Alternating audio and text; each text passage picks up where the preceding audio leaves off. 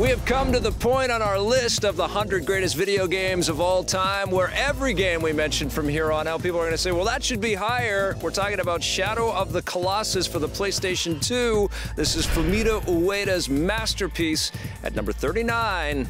It's not high enough, is it? Not even close to being high enough. You know, I remember going to E3 a long time ago, probably 2005, and everyone's saying, you know, there's this game here where it's just all boss fights. That's all you do is you just fight these giant bosses. And I thought, I don't know if that's going to work. Interesting idea, and then Shadow of the Colossus arrived on my desk one day. I took it home and I started playing. I killed one thing. I killed another creature. I started climbing these things. I started hanging off its weird body hair that it had hanging off of it, and I started to feel things that I'd never really felt before when I played a video game. Yeah, no, this was a beautiful work. Very moody, very evocative, very dour and lonely and empty, and just gorgeous, sumptuous as well. This is like a fairy tale come to life here, because there's very little verbiage. There's not a lot that explained. A lot of it's just left to mystery as to why you're doing all of these things. There are moments that will surprise you and shock you and move you.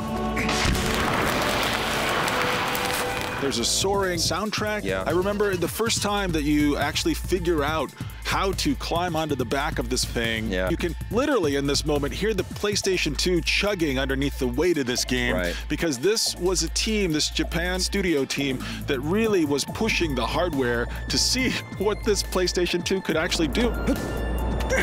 Really, this game doesn't really look as good as it should until they re-released the HD version on the PlayStation 3 a couple of years later. Yeah, absolutely. And the HD versions really cement the imagination that you kind of imbue as you're playing it for the first time on the PS2, because there's really nothing that looks like this. Maybe Ico is the closest game that approximates this, which was Ueda's first title. He's a bit of a wonderkind, you know? He was a young guy when he started in his career. He was kind of being billed by Sony at the time. I remember interviewing him at GDC back in those days as the new Miyamoto, and he really was trying to create and craft. A long way to go to become the new Miyamoto. I know, but in terms of building art and building interactive kind of escapism, he's made some impressive stuff so absolutely, far. It's also one of those experiences that can only be a video game. It can't really be a movie. Well, it could, but it would be a Miyazaki picture with a lot of emptiness, you know? I mean, you've got to do this yourself. You've got to go on this journey. It's your journey. Through your thumbs and through the actions and choices that you make over the course of this game. Now, some of the environments in this game, absolutely haunting. This giant ruined castle, these underwater landscapes, these, you know, these cliffs that you're looking out across, and you're seeing this incredible land. You're like, what am I doing in this land? Why am I here? Where did this horse come from? I know. You feel this bond with this horse, too, the entire time. That's your lifeline, really. And your connection to your love, who is at the core of what you're trying to do. You're trying to take down all these beasts so that you can wake your sleeping beauty. Anyways, we've had a lot to say about Shadow of the Colossus on this show. Let's take a look back. The first game that we're talking about is Shadow of the Colossus. It does something that completely different.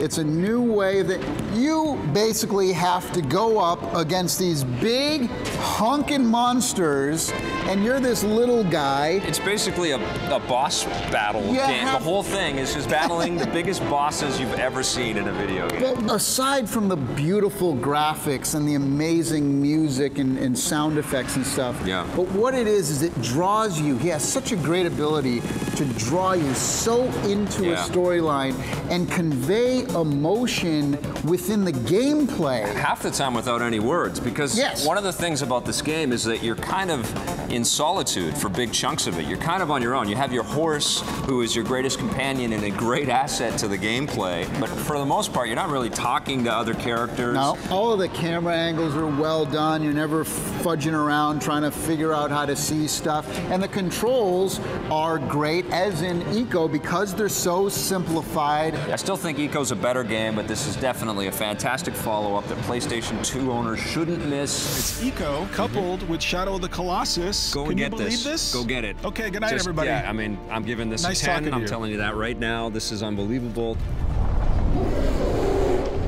Especially in Shadow of the Colossus, which is easily in my top 5 favorite games of all time. This is poetry, this game. This is a poem that we're able to interact with and play. I don't like to use the word poetry when talking about video games. Oh, come on, I mean, look at this thing. It's gorgeous. It really is. Like, it's not about accomplishment. It's not about leveling up. It's about restoring the life of your fallen loved one. You really feel like you are brought into this mythology, brought into this fiction. I want to feel something different when I play video games. And these are two games that really take me places and make me feel things that no book or movie or any other form of media has ever made me feel.